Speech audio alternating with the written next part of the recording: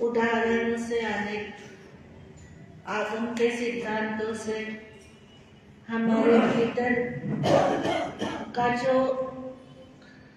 आत्म स्वभाव है और आत्म स्वभाव की जो पूर्णता है, उसकी जो पोटेंशियलिटी है, उसकी जो कैपेसिटी है पूर्णता की, योग्यता प्राप्त कराने की, ये सारे उसको विकसित करने के लिए सब तरह के स्वरूप है। भीतर से हम कितना पूर्ण होते हैं और बाहर से उतना ही पूर्णता का हमको एहसास होता है, अनुभव होता है, अभ्यास होता है। भावनाओं के माध्यम से भी यही बात पुष्ट होती है। आपने कल संसार भावना सुनी महासती जी से, तो आज एकत्व भावना के विषय में आप सुनने वाले हैं। एकत्व भावना का सीधा अर्थ क्या होता है? एक है, आत्मा एक है। आत्मा के एकत्व का क्या करना? चिंतन करना। इसको हमारे शरीर से या हमारे मानसिक जो माइंड है उससे हम अगर कनेक्ट करते हैं तो कुछ लोग क्या होते हैं? आत्म केंद्रित होते हैं, स्व केंद्रित होते हैं, यानी स्वयं के सेंटर में, वन सेंटर जिसको बोलते हैं, स्वयं के केंद्र में ही, स्वयं की परिधि में ही उनको क्या करना अच्छा लगता है? रहना अच्छा लगता है, उठना बैठना सब कुछ उनको क्या अच्छा लगता है? स्वयं के केंद्र में रहकर स्वयं तक ही वो क्या करते हैं? सीमित रहते हैं। और दूसरे तरह के लोग होते हैं अन्य केंद्रित लोग, अदर सेंटर, जिनको अपना नहीं दिखाई देता, उनको हर वक्त क्या दिखाई देता है?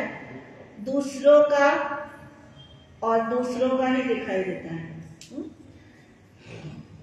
तो यहाँ पर क्या हो जाता है कि जब दूसरों के केंद्रों को और दूसरों के उपयोगिता को, दूसरा किस तरह से अच्छा है उस तरह को देखते हैं, तो वो अपना ख्याल रखना भूल जाता है।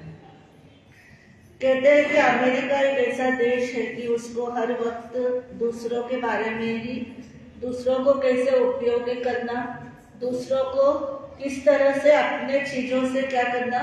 प्रभावित करना, इसी दौड़ धूप में हर वक्त उसका सोच लगी रहती है। तो और भारत की सोच कैसी है? वह आत्म केंद्रित है, स्व केंद्रित है। उसको लगता है कि मैं पहले क्या बन जाऊं, अच्छे से अच्छा बनूं, तो वह हर वक्त अपने केंद्र में ही घूमने की इच्छा रखता है। तो कहते हैं कि दोनों में कोई बुराई नहीं है। बुराई, हमें क्या करना चाहिए? बैलेंसिंग सीखनी चाहिए, यानी हमको किस तरह से संतुलन बनाए रखना है स्व में और पर में, या सेल्फ में या अदर्स में, तो वो हमको करना पड़ेगा। वो बैलेंसिंग हमारे माइंड से हमको करनी पड़ती है। तो कहते हैं कि जब अमेरिका पर केंद्रित रहता है, यानी दूसरों को ही देखने के अंदर या दूसरी सुविधाएं जुटाने में, टेक्नोलॉजी जुटाने में, या अच्छे से अच्छे बिल्डिंग्स बनाने में वो अपना माइंड लगाता है, तो वह सुविधाएं दे रहा है, कोई गलत तो नहीं कर रहा है। उसको क्या है? अच्छे से अच्छी सुविधाएं दे, अच्छी से अच्छी टेक्नोलॉजी दे, अच्छे से अच्छा टीम वर्क दे, प्रोडक्ट्स दे, हर चीज में उसकी सोच क्या है? अच्छा, दूसरे को अच्छा दे।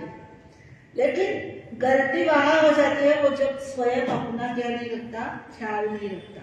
कहते ना, दूसरों का ही ध्यान रखता, अपना ध्यान, अपने शरीर का ध्यान नहीं रखते हैं तो क्या फायदा?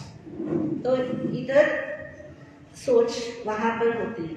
और कहते हैं कि स्व केंद्रित होना भी कोई बुरी बात नहीं है, क्योंकि खुद अच्छा होगा, कहते हैं व्यक्ति खुद अच्छा होगा तो दूसरों को भी अच्छा देगा।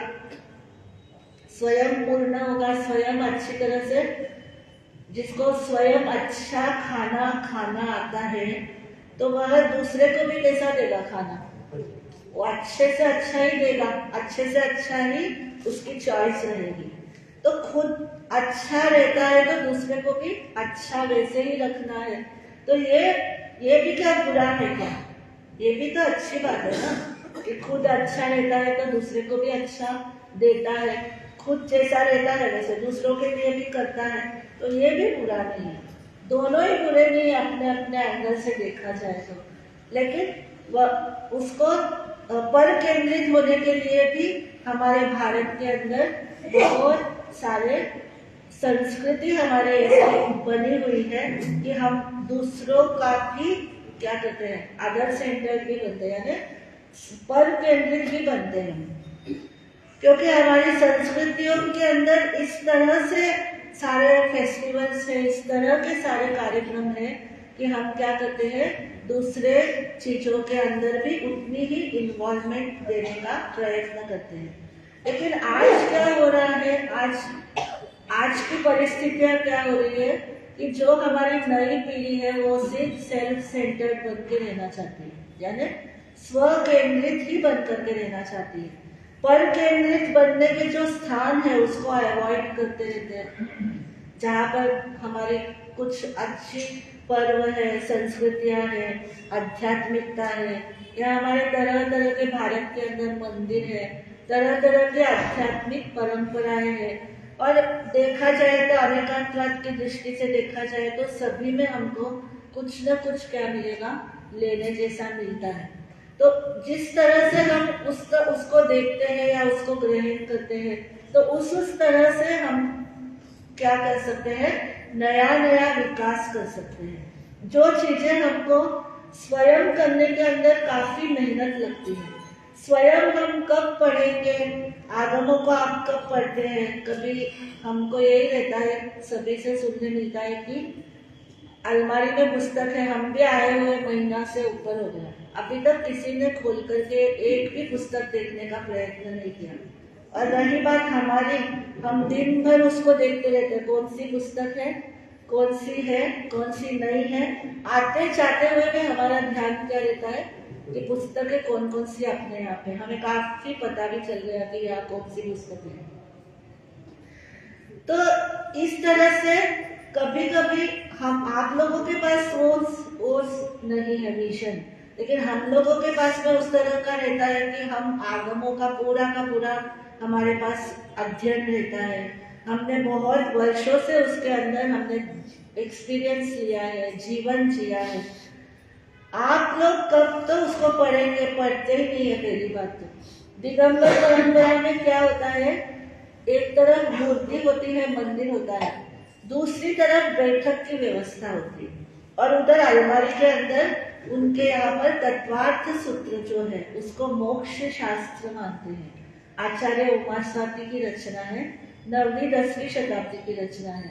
लेकिन जबकि वो किसी बहुत बड़े कोई 14 पूर्व के आचार्य नहीं हुए, उमा स्वाति न वो पूर्वधर थे, लेकिन उनका जो आगम है वो इतना, उसको आगम ही मानते हैं दिगंबर परंपरा। तत्वार्थ सूत्र यानी आगम, वैसे तो सब आगमों में से ही क्या है, लिया गया है। तो इसलिए उसका एक तरफ वो बैठक होती है, चटाइयाँ बिछी हुई होती है, और आगे ऐसे बड़े बड़े टेबल, रीडिंग टेबल जैसे बने हुए होते हैं। उनके यहाँ नियम है कि मंदिर के दर्शन करना, उसके बाद में एक पेज भी क्यों ना हो, किसका पढ़ना चाहिए, सम्यक ज्ञान का स्वाध्याय करना चाहिए। तो वो एक पेज क्यों ना हो, एक सूत्र क्यों ना हो, पढ़ना ही पढ़ना है। इस तरह से उन्होंने क्या किया है, अपनी परंपरा में रखा है। अब आप कहेंगे मंदिर क्यों जाना चाहिए, हम तो स्थानकवासी हैं। बहुत लोगों को ये प्रश्न रहता है कि हम मंदिर क्यों जाएं, हम स्थानकवासी हैं, मैं कभी मंदिर के दर्शन भी नहीं करता, मैं देखता तक भी नहीं हूँ उस तरफ, क्या लगेगा, मिथ्यात्व लग जाएगा। हमको बड़ा आश्चर्य होता है कि आप लोग हनुमान मंदिर चले जाते हैं, राम मंदिर चले जाते हैं, अपने कस्टमर्स के साथ में चाहे जिस जगह पे चले जाते हैं, घूमने के लिए चाहे जिस स्थान के ऊपर चले जाते हैं, कोई मिथ्यात्व नहीं लगता। मिथ्यात्व कब लगता है, जब अपने जैन मंदिरों में जाएंगे तो क्या हो जाएगा, पाप लग जाएगा। बंधुओं, सोचने की बात है कि स्थानकवासी परंपरा क्यों बनी, और हमारे पास में जो द्रव्य निक्षेप, भाव निक्षेप, ये 4 तरह के निक्षेप इसमें तत्वार सूत्र में ही वर्णन किए गए हैं कि द्रव्य, नाम, स्थापना, द्रव्य, भाव, ऐसे 4 निक्षेप बताए हैं। नाम निक्षेप के अंदर जैसे किसी का नाम महावीर रख दिया, लेकिन वो कोई भगवान महावीर स्वामी तो नहीं बन गया, उसका सिर्फ क्या दिया है, नाम ही दिया है, नामकरण दिया है कि महावीर।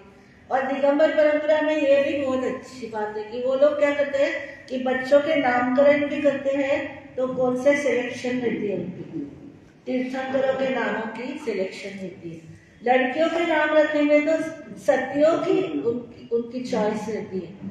हमने देखा कई बार कोई हमसे भी पूछते हैं दिगंबर भाई हमारे संपर्क में, अगर हमने उनको कह भी दिया तो भी वो कौन सा नाम रखेंगे, उनकी सिलेक्शन क्या रहेगी, नहीं हमको अगर म से मनस्विनी भी आया हो, मानस भी आया हो, मानसी भी आया हो, लेकिन उसके बाद में वो क्या कहेंगे, नहीं हमारे सबके दिमाग के अंदर क्या नाम रखने का सोचा है, ब्राह्मी रखना है।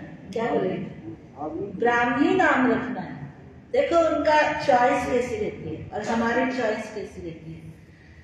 ये सब अंदर से जब संस्कृति और ये आध्यात्मिक परंपराओं की बात चलती है ना, तो किस तरह से अन्य केंद्रित या स्व केंद्रित की जो बात है, या एकत्व भावना, अन्यत्व भावना, ये इसी तरह का है। एकत्व भावना यानी सेल्फ सेंटर्ड होना, अन्यत्व भावना यानी बाकी सबको आदर्श समझना, ये है ना अन्यत्व भावना में।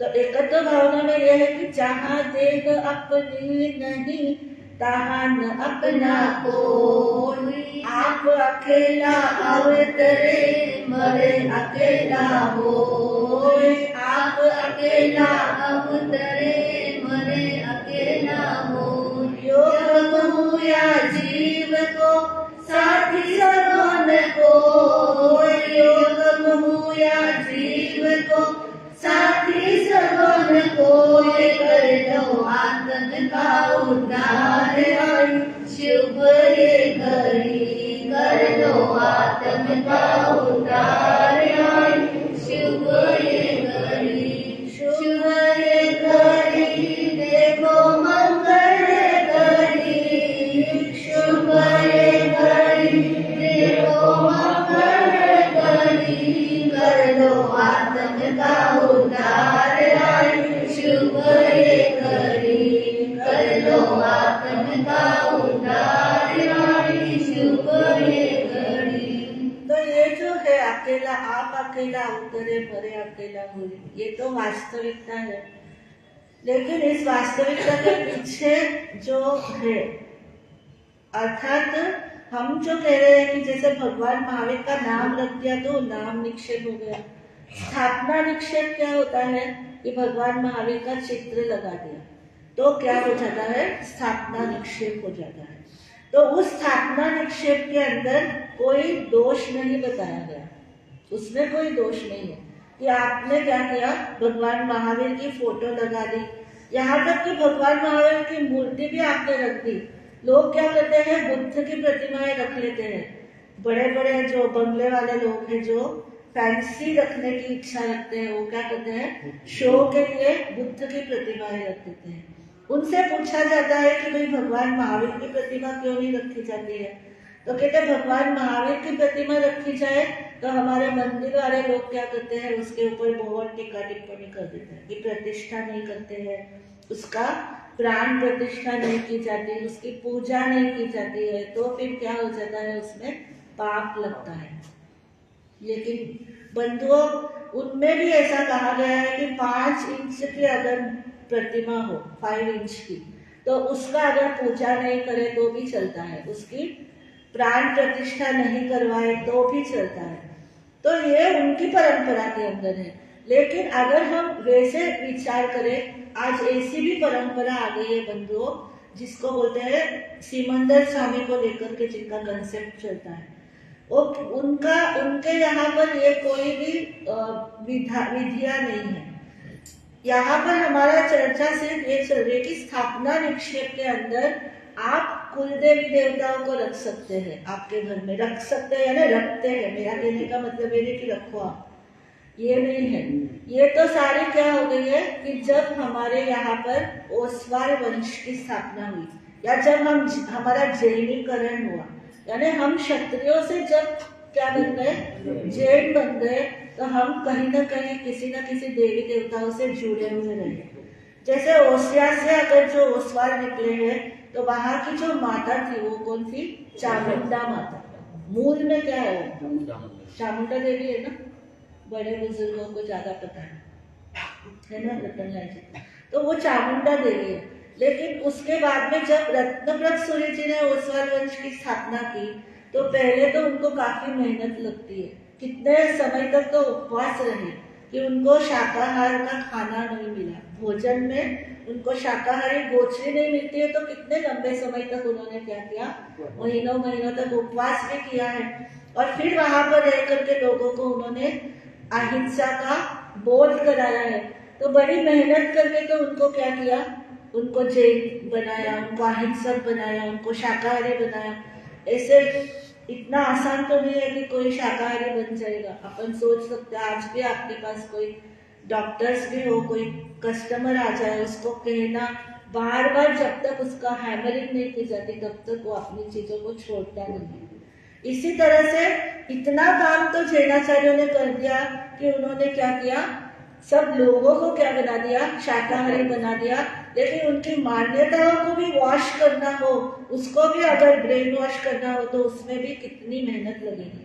उन्होंने सीधा काम क्या किया कि अब तुम क्या नहीं करोगे, हिंसा की बलि नहीं चढ़ाओगे, यानी किसी एनिमल्स की बलि नहीं चढ़ाओगे। आप उसको क्या करोगे, सिंपल पूजा आदि करके, या कोई किसी तरह की ग्रेन्स वगैरह चढ़ा करके या फल फूल चढ़ा करके क्या करना, उसकी पूजा कर लेना। अब ये माता क्या कहलाएगी, सच्चियाई माता, है ना। तो सच्चियाई माता के नाम से उसको क्या कर दिया, कन्वर्ट कर दिया, जैनीकरण कर दिया उसका, कि अब तुम्हारी ये कौन सी माता है, सच्चियाई माता। तो बंधुओं, हमको सोचना ये है कि अभी राजप्रश्न सूत्र में भी यही आगे आता है कि किस तरह से जो परंपराएं हम लेकर के चलते हैं, उन परंपराओं को हमें किस तरह से छोड़ना भी चाहिए। तो ये आगे का कार्य जो है वो करना, कहाँ तक इंसान को उठा करके लेकर के जाया जा सकता है, कहाँ तक लेकर के जाया जा सकता है। उन्होंने इतना काम कर दिया कि अलग अलग गोत्रों के अंदर हमारे आचार्यों ने क्या कर दिया, उनको अहिंसक बना दिया, एक शाकाहारी समाज बना दी। और इतना बड़ा उन्होंने कार्य कर दिया कि उन्होंने सबके सब कितने गोत्र है, 1444 गोत्र आई थी, है ना। और उसमें लास्ट वाला डोशी था, डोशी।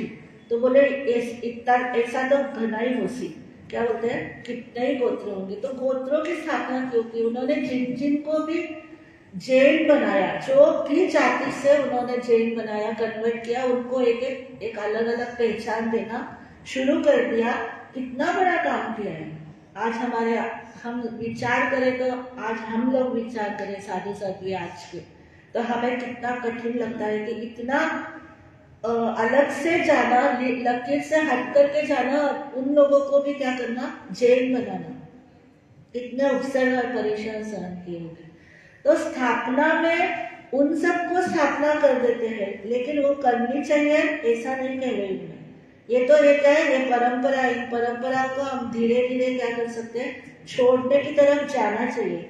जब भगवान कहते हैं कि हमको सब छोड़ना है, देह भी अपनी नहीं है, अपना कोई नहीं है, मृत्यु के समय में आत्मा अकेली आती है, आत्मा अकेली जाती है। इस साइंस को जब हम लेकर के चलते हैं, तो यहाँ तो हर चीज को छोड़ने की बात ही बोली हुई है। लास्ट में एंडिंग क्या आता है, व्यवहार से जब निश्चय में जाते हैं तो उसको एंड करना ही पड़ता है। जब हम ही एंड हो जाएंगे, शरीर ही एंड हो जाएगा, तो बाकी क्या बचता है, कुछ बचने को है क्या। तो बोलते हैं कि स्थापना निक्षेप के अंदर हम दुनिया भर की स्थापना करेंगे, लेकिन भगवान की मूर्ति अगर रख दी या भगवान का चित्र अगर रख दिया तो पाप लगता है। हमको सिर्फ अपना, मैं तो ये नहीं कह रही आप रखो कि मत रखो, क्या करो। तो स्थापना निक्षेप की बात कर रही हूँ कि स्थापना निक्षेप कहता है कि अगर आप महावीर की मूर्ति रखते हैं तो उसको स्थापना निक्षेप कहते हैं। क्या बोलते हैं, स्थापना निक्षेप। तो उसमें कोई दोष वाली बात होती तो आता ही क्यों, नाम निक्षेप, स्थापना निक्षेप, द्रव्य निक्षेप और भाव निक्षेप। द्रव्य निक्षेप का मतलब होता है कि जैसे भगवान महावीर स्वामी पहले हो चुके हैं और अभी नेक्स्ट कृष्ण महाराज आगामी उत्सर्गिनी काल में क्या होने वाले हैं, 12वें तीर्थंकर होने वाले हैं। तो दोनों, एक भूतकाल हो गया और एक को क्या हो गया, भविष्य काल हो गया।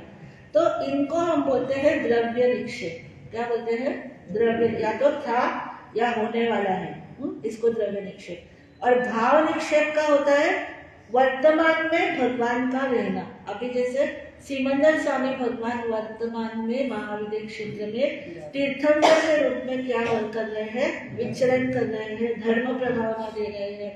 तो उनको क्या कहेंगे, भाव से ये अभी ये भाव निक्षेप बोलते हैं। भाव निक्षेप यानी उस समय में जो उस रूप में हो, उस स्वरूप में हो, तो उसको क्या बोलते हैं, भाव निक्षेप कहते हैं। अब इसमें कहीं पर भी बुराई नहीं बताइए। नाम निक्षेप में नाम महावीर रखते हैं ना, बहुत सारे नाम रखे जाते हैं। तो उसी तरह से स्थापना निक्षेप में महावीर की स्थापना भी की जाती है।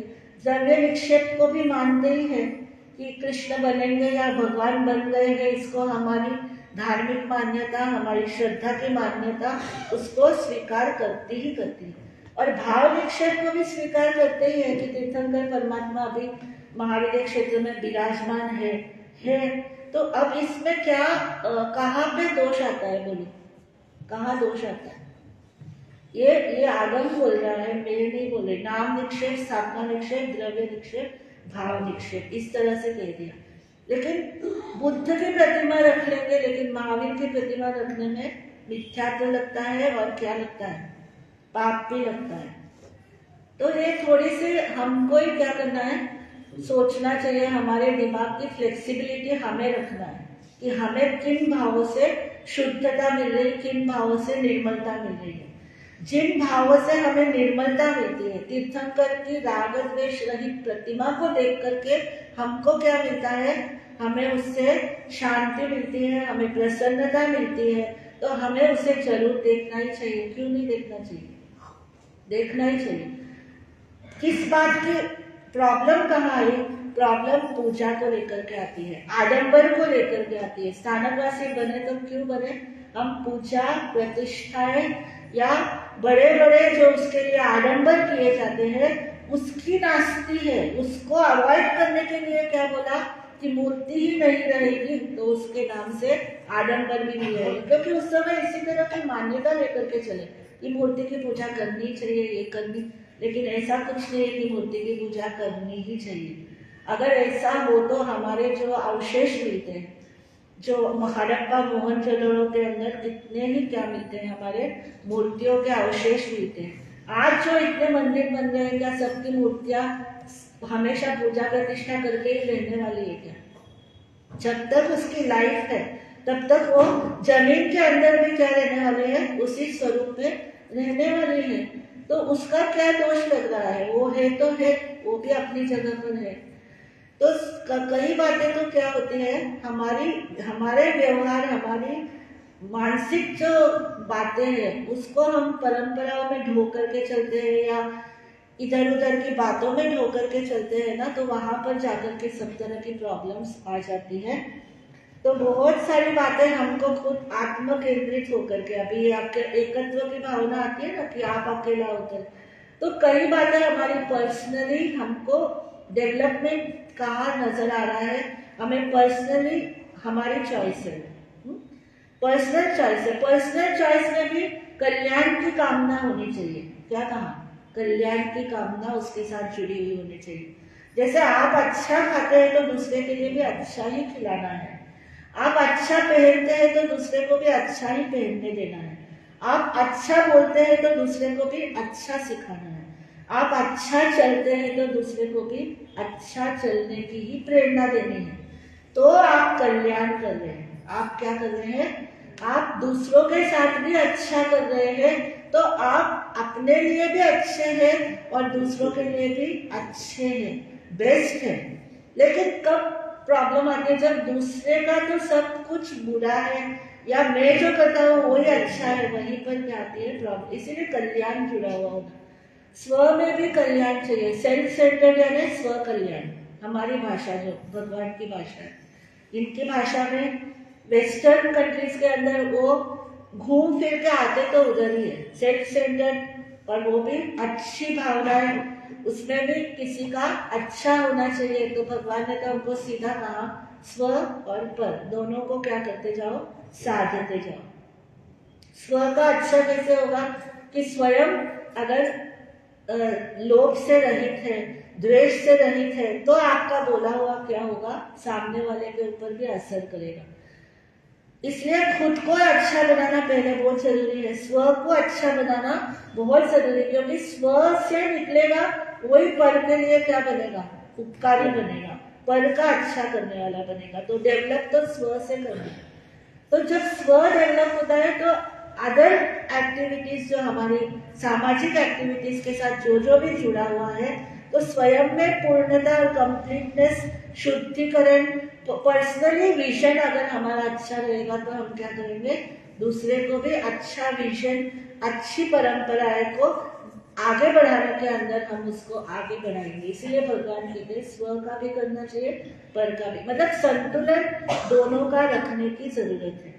आत्म केंद्रित होना बुरा नहीं है, और दूसरे का ही सोचते रहना या दूसरी चीजों का ही निर्माण करना वो भी गलत नहीं है, लेकिन दोनों का क्या बना, ब्रेन बैलेंस होना चाहिए, कि दोनों का संतुलन बनाए रखने का प्रयत्न करना चाहिए। और जहाँ पर भी हमारी गलती हो जाती है वहीं पर हमारे फिजिकल और माइंड को, दोनों को क्या हो जाती है, बहुत सारी हानियां उठानी पड़ती है।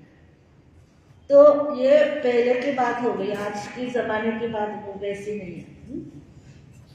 आज तो बच्चों को किस तरह से है कि मैं सेल्फ सेंटर्ड तो रहूं, लेकिन दूसरी तरफ उसको जाने के लिए हिचकिचाहट होती है। उनको लगता है कि मैं वहां जुड़ूं कैसे, उनको वहां जुड़ने के अंदर बहुत सारी प्रॉब्लम्स नजर आती है, क्योंकि उनके माइंड अलग होते हैं।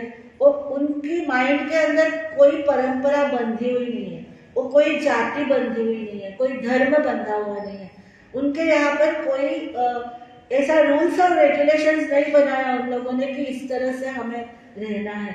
तो उनको क्या प्रॉब्लम आती है कि हम कैसे जुड़े और कहाँ जुड़े, और हमारे अनुसार हमको क्या मिलता है तो हम वहां जुड़े, ये रहता है उनको।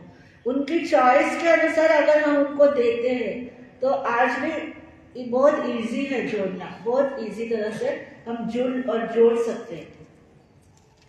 तो यहाँ पर क्या होता है कि नमी राजर्षि की जो कथा चलती है, इसके लिए एकत्व भावना के लिए कहते हैं कि ये तो सच्चाई है कि इंसान अकेला ही आता है और अकेला ही चला जाता है।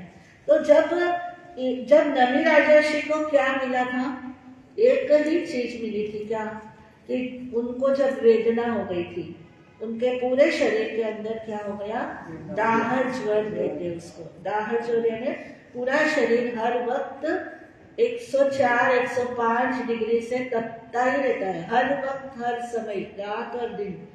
और उसके अंदर उनको क्या नहीं मिलता है, उनको चैन नहीं मिलता है। एक सिर पे दर्द हो जाए, सिर गर्म हो जाए तो कितना उसको क्या करना पड़ता है, पूरा समय उसका ध्यान रखते रखते रखते हुए भी जब थोड़ा ठीक होता है तो हमें क्या लगता है, चैन महसूस होता है। अब उनको तो रात दिन वेदना चल रही है, और रात दिन रानियां क्या कर रही है, उनके लिए घिस घिस करके चंदन का लेप लगा रही है।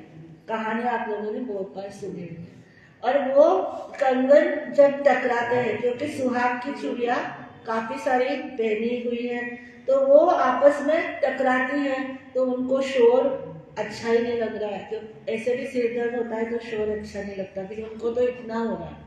वो कहते हैं कि इतना शोर क्यों हो रहा है। अब वहां पर कोई शोर नहीं है, सिर्फ उसी का शोर था, क्योंकि राजा की जो प्रीमाइसेस थी उसमें वो बीमार है, तो बीमार व्यक्ति के लिए कैसा देना चाहिए, आइसोलेशन पूरा दिया हुआ था। लेकिन एक ही चीज प्रॉब्लम कर रही थी, वो था उनके कंगन।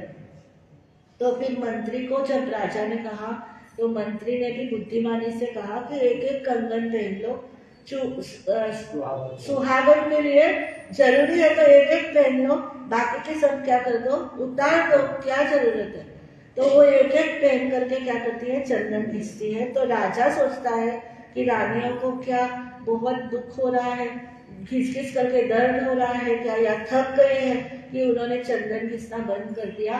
तब मंत्री ने उनको कहा कि चंदन घिसना तो ऐसे ही चल रहा है, लेकिन दिक्कत क्या, चूड़ियों की थी तो चूड़ियां क्या हो गई है, एक एक ही रखी गई है। अब उनको ये एक जो बात सुनी ना, एक बात सुन करके उनको अब लगने लग गया। देखो आज तक उन्होंने पूरा राज्य किया, इतने राज्य का संचालन किया, तो वो पर केंद्रित थे, हमारे अनुसार क्या थे, वो पर केंद्रित थे, यानी वो दूसरे की परिधि में ही घूम रहे थे। अब दूसरे की परिधि में घूम घूम करके भी इंसान को क्या आना पड़ता है, अपने स्व केंद्रित बनना ही पड़ता है। घूम घूम करके हमारे मंत्री जी 2 बार घूम घूम के आ गए कहाँ आना पड़ता है वापस, अपनी जगह पर आना ही पड़ता है। कितना घूमेंगे आप, 1 महीना घूमेंगे बाहर, ट्रिप निकालेंगे, 1 महीने की भी निकालो, 2 की निकालो, आखिर कहाँ जाएंगे घूम करके। घर में तो आना है, तभी आपको सुकून महसूस होता है कि चलो अब अपना एकदम व्यवस्थित, किधर है अपना घर में ही व्यवस्थित होता है, सिस्टमैटिक रहता है। लेकिन साधुओं को देखो, साधुओं को तो सिस्टमैटिक ही नहीं है, उनको जहाँ जाओ सिस्टम बनाना, जहाँ जाओ सिस्टम बनाना। संसार घर है तो कितना कठिन होता है कि हर मतलब कोई सिस्टम नहीं, उस सिस्टम नहीं है, सिस्टम लगा के चलना कितना कठिन है। सिस्टमैटिक हो तो वहां कठिन नहीं होता है।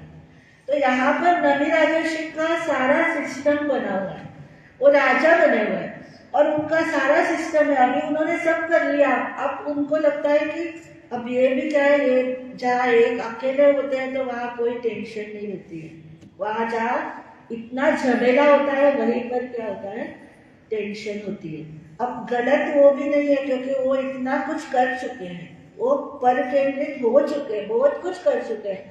आखिर घूम करके कहाँ तक इंसान करेगा, उसको तो आना ही पड़ेगा अपनी परिधि में, अपने सर्कल में उसको नहीं आएगा तो आना ही पड़ेगा, क्योंकि स्वभाव ही इस तरह से बना हुआ है, आत्मा का स्वभाव है इस तरह का कि वो नहीं रह सकता ज्यादा शोर, ज्यादा कच में, ज्यादा इसमें उसको सहन नहीं, क्योंकि उसका नेचर ही ऐसा है, सोल का नेचर है। तो राजर्षि सोचते हैं एक होता है वहां पे कोई टेंशन नहीं है, जहाँ बहुत होते हैं वहीं पे टेंशन है। मैं भी अकेला ही क्या करता हूँ, अब अगर मेरी वेदना ठीक हो जाती है तो मैं ये सब राजपाट और ये सारा वैभव अब मुझे कुछ भी काम का नहीं लगता, मैं क्या करूँगा, जंगल में जाकर ध्यानस्थ हो जाऊंगा। और सच में उनकी वो जो पॉजिटिव उनकी जो भावनाएं थी वो इतनी प्रभावित करती है उनको खुद को, कि सवेरे सवेरे उठ करके वो विचार करते हैं और उसको मूर्त रूप भी प्रैक्टिकली भी कर देते हैं। वो कहते हैं मैंने जो निर्णय किया उससे मैं ठीक हो गया, अब मुझे क्या करना है, अब जाना है। सब छोड़ करके रानियों से आज्ञा लेकर के, जैसे धन्ना जी और शालीभद्र जी चले गए वैसे ये भी चले गए। तो इंद्र ने देख लिया देवलोक से, शक्रेंद्र को सब पता चलता है कि वो क्या चल रहा है, किधर वो हर कहा ना, हर वक्त उनकी दृष्टि कहाँ होती है, जम्मू द्वीप भरत क्षेत्र, इधर उनको हमेशा दृष्टि लगाए रखते। क्यों लगाए रखते, ये भी बोला क्यों, हाँ तीर्थंकर भगवान का, और वहाँ का क्या धर्म परंपरा का, आध्यात्मिकता का कौन सा वातावरण चल रहा है, जहाँ पर हम भी क्या कर सकते हैं, जाकर के उसमें नहा सकते हैं। तो ये उनका बराबर ध्यान होता है। उन्होंने देख लिया कि नमी राजर्षि कल तक तो क्या थे, राजा थे, और इतनी सारी रानियां उनके चंदन घिस घिस करके उनको ठीक कर रही है, और आज देखो तो जंगल में चला गया। आपको मैंने वैराग्य सुनाया था जब शुरू में, कौन सा वैराग्य, ठीक है, मशानिया वैराग्य, और दूसरा खिचड़िया वैराग्य, हमारे यहाँ प्रसिद्ध है ना। तो बोलते हैं खिचड़िया वैराग्य और स्मशानिया वैराग्य तो नहीं है। इंद्र को क्या हो रही है, उनकी परीक्षा लेने की इच्छा हो रही है कि जाकर के टेस्टिंग करनी चाहिए। अब उनकी भावना में बुराई नहीं है, वो शक्रेंद्र है, हम उनको बुरा नहीं कह सकते, वो तो एक भवावतारी है। कल सुना ना हमने परसों, एक भव, वो उनकी भावनाओं में दोष नहीं है, उनकी भावनाओं में ये है कि इसकी परीक्षा लेनी चाहिए, या उसको ये भी है कि मैं इसका सत्संग का लाभ ले लूं? क्या, कैसे लेंगे? क्वेश्चन आंसर करेंगे, जाएंगे, ऐसे ही मौन रह करके आप जाते हैं तो आपको इतना लाभ नहीं मिलता है। साधु संतों के पास आप कोई ना कोई क्वेश्चन लेकर के जाओगे ना, तो देखना साधु संत कितना अच्छा आपको टाइम देते हैं। आपको पता भी नहीं चलेगा, उनको भी पता नहीं चलेगा कि हमको 1 घंटा कब हो गया, सब कुछ बताते बताते। तो बोलते ज्ञानियों के पास में ज्ञान की बात, ज्ञान की क्या करो, शंका लेकर के जाओ तो आपके साथ वो बहुत अच्छी तरह से क्या करेंगे, बातचीत करेंगे। तो नमी राजर्षि भी सोचते, इंद्र सोचते हैं कि जाना चाहिए, इनका सत्संग करना चाहिए, और कैसे करना चाहिए, इनका टेस्टिंग करके करना चाहिए। तो वो टेस्टिंग करने आ रहे हैं ना। और इंद्र प्रश्न पूछ रहे हैं। इंद्र ब्राह्मण का वेश धारण करके और नमी राजर्षि से संवाद कर रहे हैं। वो संवाद हम एक गीतिका के माध्यम से यहाँ पर सुनेंगे।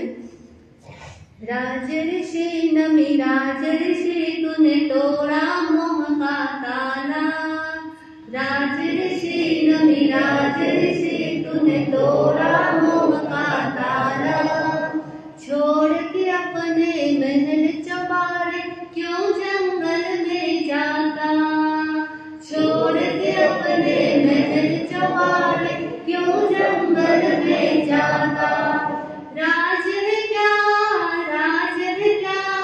हमको अब बतलाना, राज है क्या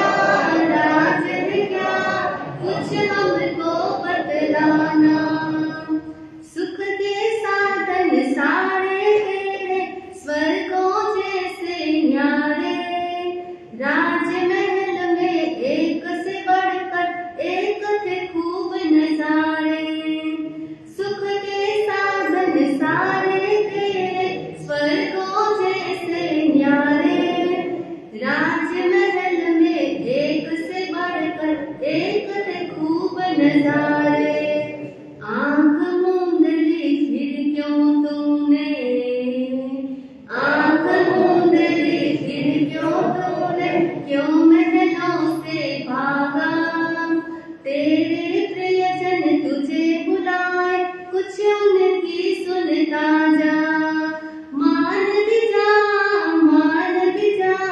ओ मिथिला के राजा, मान भी जा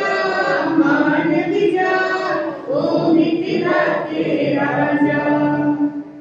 नमी राजर्षि कहते हैं, ओ देवों के इंद्र सुनो यह बात बड़ी है न्यारी, ओ देवों के इंद्र सुनो यह बात बड़ी है न्यारी, तोड़ के सारे बंधन मैंने पाया है सुख भारी, तोड़ के सारे बंधन मैंने पाया है सुख भारी, सगे संबंधी काम न आए नश्वर मानुष दिल है, भरे खजाने काम न आए नश्वर मानुष दिल है, मृत्यु से तो बचा न पाए, मृत्यु से तो बचा न पाए मेरे ऊंचे द्वारे, इसीलिए मैंने तोड़े हैं झूठे बंधन सारे, जान लिया मैंने जान लिया है, जान लिया मैंने जान लिया है। राजर्षि नमी राजर्षि तूने तोड़ा मोह का ताला, छोड़ के अपने महल चौबारे क्यों जंगल में जाता, छोड़ के अपने महल चौबारे क्यों जंगल में जाता, राज ने क्या कुछ हमको बतला जा, राज ने क्या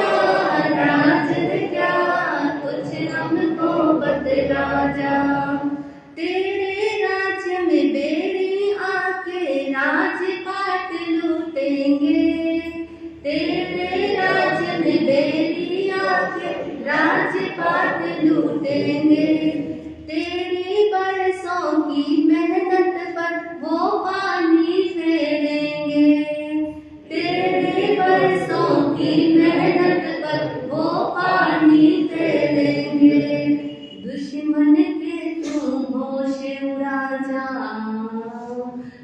दुश्मन के तू होश उड़ा जा, अपना फर्ज निभा जा।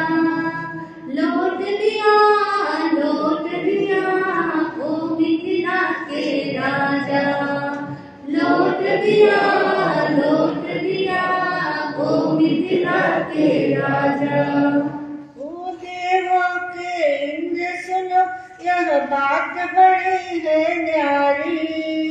मेरे शत्रु और मदलोभ को त्याग जो मेरा पथ घेरे। काम क्रोध मद लोभ को त्याग जो मेरा पथ घेरे। उनको ही तो वश में करने का है मेरा इरादा। इसीलिए तो बंद है दुनिया का सभी दरवाजा। जान लिया मैंने जान लिया है। जान लिया मैंने जान लिया है। राज ऋषि नमिराज ऋषि तूने तोड़ा मोह का ताला।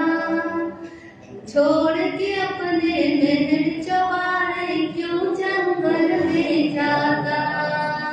राज क्या कुछ हमको बतला जा। जिस तन पर चंदन था महकता धूल की परत जमी है। जिस तन पर चंदन था महकता धूल की परत जमी है। सब कुछ प्राप्त तुम्हें है फिर क्यों तप की चाह बनी है। सब कुछ प्राप्त तुम्हें है फिर क्यों तप की चाह बनी है। आओ भोग तुम्हारे लिए है। आओ भोग तुम्हारे लिए है। भोगो तृप्ति पाओ। छोड़ के अपनी स्निग्ध रानियां यूं ना वन में जाओ। छोड़ के अपनी स्निग्ध रानियां यूं ना वन में जाओ। लौट दिया ओ मिथिला के राजा। लौट दिया ओ मिथिला के राजा। ओ देवों के इंद्र सुनो, एक बात बड़ी है न्यारी। काम भोग का भोगने वाला खुद ही भुगत है जाता। शहद भरी तलवार की धारा क्यों मुझको भरमाता। जीव अकेला आया जगत में। जीव अकेला आया जगत में और अकेला जाता। अपना दुख और अपना सुख है कोई न साथ निभाता। अपना दुख और अपना सुख है कोई न साथ निभाता। जान लिया मैंने जान लिया है। जान लिया मैंने जान लिया है। ब्राह्मण इंद्र बोलते हैं कि इंद्र ने अपने जब दृढ़ संकल्प को देखा राजा नमिराज ऋषि के, तो वे उनके वैराग्य की परीक्षा के अंदर वे सफल हुए हैं। ऐसा जानकर के उन्होंने अपने मूल रूप के अंदर आए हैं और उन्होंने नमिराज ऋषि के चरणों के अंदर झुक करके प्रणाम किया और कहने लगा, धन्य धन्य महर्षि तुमने मोह से जो उपराम किया है। धन्य महर्षि तुमने मोह से जो उपराम किया है। लो हमने हार्दिक श्रद्धा से तुम्हें प्रणाम किया है। लो हमने हार्दिक श्रद्धा से तुम्हें प्रणाम किया है। तप संयम की करो साधना। तप संयम की करो साधना। मन दे रहा विदा है। तब चरणों में आगे मेरा मस्तक झुक रहा है। तब चरणों के आगे मेरा मस्तक झुक रहा है। जान लिया हमने जान लिया है। जान लिया हमने जान लिया है। राजर्षि नवि राजर्षि तूने तोड़ा मोह का ताला, छोड़ के अपने महल चौबार क्यों जंगल में जाना। राज क्या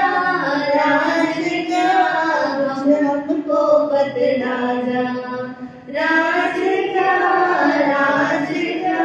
कुछ हमको बतला जा। तो बंधुओं, नवि राजर्षि ने अंत में अपना स्व को पूर्ण पा लिया। उन्होंने क्या किया? केवल ज्ञान और केवल दर्शन को प्राप्त करके वो मोक्ष में चले गए। नवि राजर्षि, जो उत्तरायण सूत्र में 90 अध्याय के अंदर इसकी चर्चा चलती है।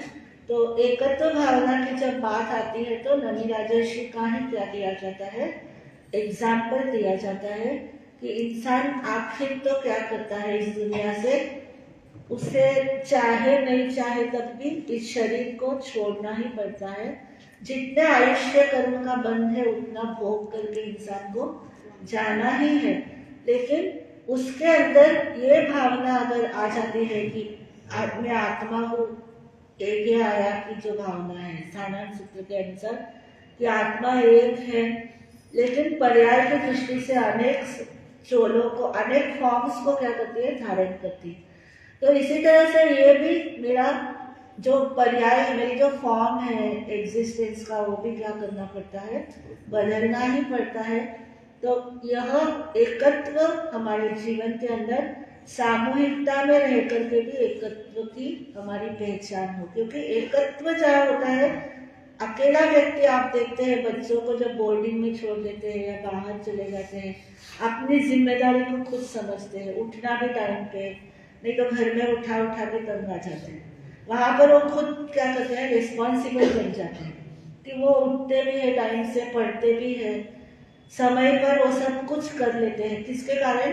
क्योंकि वो सोचते हैं कि मैं अकेला हूँ, मेरी जिम्मेदारी को मुझे खुद ही क्या करना है? निर्वाह करना है।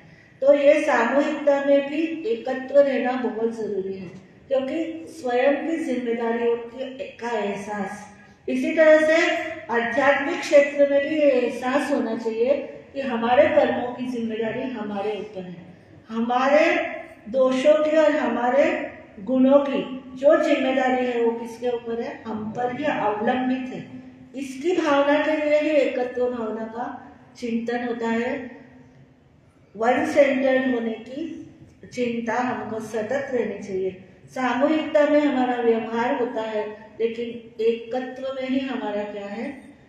अल्टीमेट हम जो है, हम एकत्व में ही हमारे लिए सब तरह की सुविधाएं और विकास उसी में जुड़ा हुआ है। तो जो भी ऐसा करेगा उनकी आत्मा का निर्मलता प्राप्त होगी। इन्हीं शब्दों के साथ में अपने वक्तव्य को विराम देती हूँ। मंगल पाठ, हाथ जोड़ करके दोनों और आंखें बंद करके मंगल पाठ सुनेंगे। नमो हरिहंताय, नमो सिद्धानंद, नमो आर्यानंद, नमो वज्रायनंद, नमो